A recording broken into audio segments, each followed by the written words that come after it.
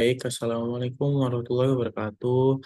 Perkenalkan, nama saya Adib Naufal Azmi dengan 3 digit NIM terakhir yaitu 038. Di sini saya akan mempresentasikan tugas saya yang ada di e-book Perilaku Organisasi Chapter 6, yaitu tentang Perception and Individual Decision Making. Nah, apa sih perception itu? Untuk definisi persepsi sendiri yaitu persepsi adalah proses di mana individu memilih, mengorganisasi, dan menafsirkan informasi dari lingkungan untuk memberikan makna terhadap situasi yang dihadapinya. Selanjutnya, itu ada faktor-faktor yang mempengaruhi persepsi. Nah, yang pertama ada faktor A, yaitu faktor pada individu atau perceiver, yaitu meliputi sikap atau attitude, kepribadian, motivasi, pengalaman masa lalu, dan harapan. Individu cenderung melihat apa yang ingin ia lihat atau selective perception. Maksudnya ada faktor 2 yaitu faktor pada target karakteristik objek atau orang yang diamati seperti gerakan, suara, ukuran, latar belakang, dan kebauran atau novelty. Nah, objek yang mencolek lebih mudah menarik perhatian. Selanjutnya ada faktor situasi, yaitu meliputi faktor lingkungan sosial, kondisi kerja, dan tekanan organisasi. Situasi dapat mengubah cara seseorang menafsirkan suatu peristiwa. Selanjutnya ada attribution theory, yaitu bagaimana individu menentukan penyebab suatu perilaku. Ada ada dua jenis atribusi, yaitu internal disposisional, yaitu disebabkan oleh karakter pribadi, dan ada eksternal atau situasional, yaitu disebabkan oleh faktor lingkungan. Selanjutnya ada dalam menentukan penyebab, orang melihat tiga faktor. Ada tiga faktor attribution theory. Yang pertama ada distinctiveness, yaitu apakah perilaku tersebut unik. Yang kedua konsensus, apakah orang lain juga berperilaku sama. Ketiga ada konsistensi, apakah perilaku tersebut konsisten dari waktu ke waktu. Selanjutnya ada kesalahan dalam persepsi. Ada 4, yaitu yang pertama ada fundamental attribution error. Itu cenderung menyalahkan faktor internal orang lain dan mengabaikan faktor situasi. Yang kedua ada self-serving bias, yaitu menghubungkan keberhasilan pada diri sendiri dan kegagalan pada faktor eksternal. Yang ketiga ada halo effect, yaitu menilai seseorang berdasarkan suatu karakteristik dominan. Dan yang terakhir ada stereotyping, yaitu menilai seseorang berdasarkan kelompoknya. Selanjutnya ada persepsi dalam organisasi. Persepsi mempengaruhi banyak aspek organisasi, seperti penilaian kerja, wawancara kerja, kepuasan kerja, motivasi, dan konflik kerja. Jika manajer memiliki persepsi yang salah terhadap karyawan, keputusan yang diambil bisa tidak adil. Seperti itu. Selanjutnya ada pengambilan keputusan.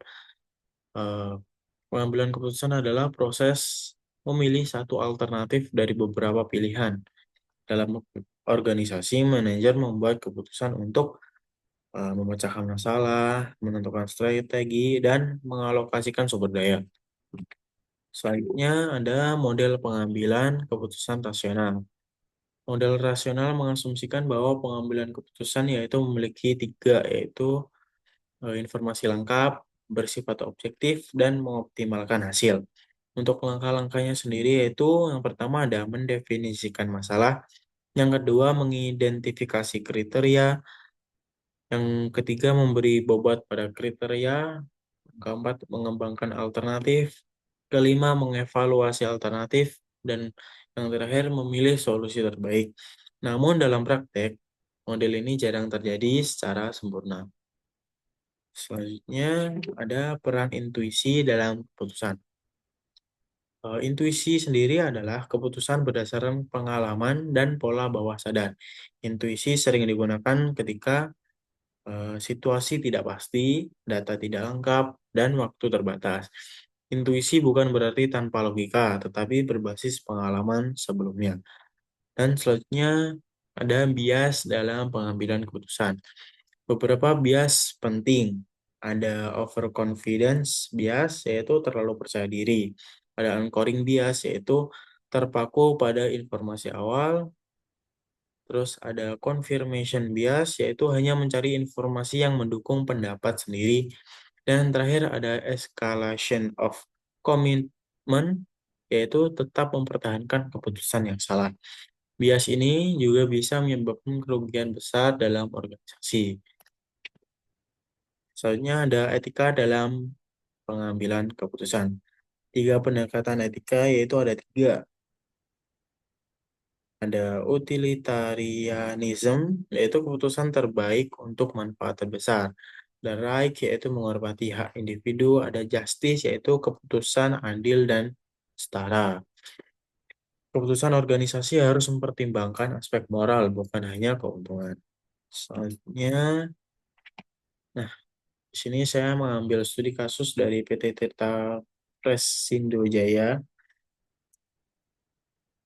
yaitu latar belakangnya permasalahan sendiri mengalami penurunan penjualan di salah satu wilayah distribusi selama 3 bulan berturut-turut. Target penjualan tidak tercapai dan manajemen mendapat tekanan untuk segera memperbaiki kinerja. Nah, untuk permasalahan sendiri yaitu manajer cabang langsung menyimpulkan bahwa penurunan terjadi karena kinerja tim sales yang kurang maksimal. Ia memutuskan mengganti supervisor dan memberikan peringatan kepada beberapa karyawan tanpa analisis data pasar secara menyeluruh.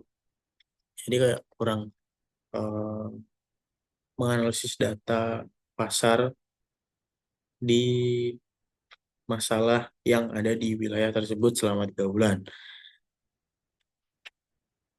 Untuk analisisnya sendiri yaitu ada persepsi atau realitas, yaitu keputusan didasarkan pada asumsi bukan data lengkap. Itu cuma manajernya cuma berasumsi. Dan kedua ada fundamental attribution error, yaitu manajer menyalahkan faktor internal karyawan padahal ditemukan faktor eksternal seperti masuknya kompetitor baru dan gangguan distribusi. Oh, yang terakhir ada bounded rationality, yaitu keputusan dibuat cepat karena tekanan target dan keterbatasan informasi. Kesimpulan, kasus ini menunjukkan bahwa persepsi dan bias dapat mempengaruhi pengambilan keputusan. Manajer seharusnya menggunakan pendekatan rasional berbasis data sebelum mengambil tindakan. Untuk kesimpulannya secara menyeluruh sendiri, yaitu persepsi adalah proses individu dalam menafsirkan informasi yang kemudian mempengaruhi sikap, perilaku, dan kualitas pengambilan keputusan dalam organisasi. Namun, persepsi tidak selalu mencerminkan realitas karena dipengaruhi oleh pengalaman, motivasi, situasi, serta berbasis bias seperti fundamental attribution error dan confirmation bias. Dalam praktiknya sendiri, pengambilan keputusan juga sering dibatasi oleh keterbatasan informasi dan tekanan waktu, bounded rationality, sehingga keputusan tidak selalu sepenuhnya rasional. Untuk studi kasus PT Tirta Fresh Indo Jaya, yaitu menunjukkan bahwa keputusan yang didasarkan pada asumsi tanpa ada analisis data yang menyeluruh dapat menyebabkan kesalahan strategi. Oleh karena itu, manajer perlu menyadari potensi bias, mengumpulkan data secara objektif, dan menerapkan pendekatan rasional agar keputusan yang diambil lebih tepat, adil, dan efektif bagi organisasi. Seperti itu. Sekian presentasi dari saya. Kurang lebihnya mohon maaf dan terima kasih.